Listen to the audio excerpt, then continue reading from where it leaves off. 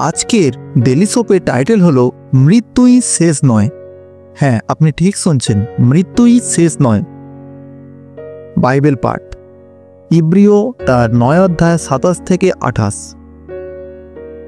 ঈশ্বর ঠিক করে রেখেছেন যে প্রত্যেক মানুষ একবার মরবে এবং তারপরে তার বিচার হবে। ঠিক সেইভাবে অনেক লোকের পাপের বোঝা হইবার জন্য খ্রিস্টকেও একবার উৎসর্গ করা হয়েছে। তিনি দ্বিতীয়বার আসবেন, কিন্তু তখন পাপের জন্য মরতে আসবেন না, বরং যারা তার জন্য আগ্রহের সঙ্গে অপেক্ষা করে আছে তাদের সম্পূর্ণভাবে উদ্ধার করার জন্য আসবেন। পর্যবেক্ষণ: স্পষ্টতই আমরা প্রায়শই যাকে শেষ বলে মনে করি তা শেষ নয়। মৃত্যুই শেষ নয়।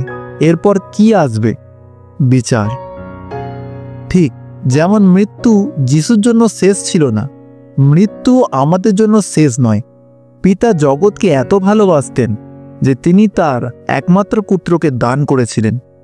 যিশুকে ঈশ্বরের সৃষ্টির পাপের জন্য মৃত্যুবরণ করার জন্য পৃথিবীতে পাঠানো হয়েছিল।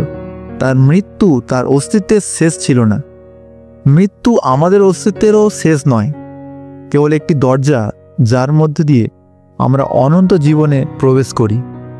প্রয়োগ: যেহেতু আমাদের একবার মৃত্যু, তাই আমরা নিশ্চিত থাকতে পারি যে মৃত্যুর পরেও জীবন কখনো শেষ হবে না। যারা মারা গেছে তাদের ওপর মৃত্যুর কোনো কর্তৃত্ব থাকবে না। যারা যিশুর মৃত্যুকে তাদের পাপের শাস্তি হিসাবে গ্রহণ করেছে তারা স্বর্গের অন্তহীন আনন্দে প্রবেশ করবে।